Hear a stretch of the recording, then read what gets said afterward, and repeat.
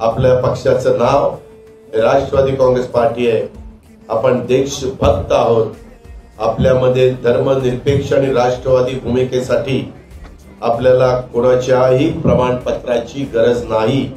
आपण नेहमीच आपल्या देशाचा आणि आपल्या संविधानाच्या बाजूने उभे राहिलेलो आहोत आणि जोपर्यंत तुमच्या माझ्या जीवात जीव आहे तोपर्यंत आपण संविधानाच्याच बाजूने आणि देशाच्याच बाजूने उभे राहणार आहोत।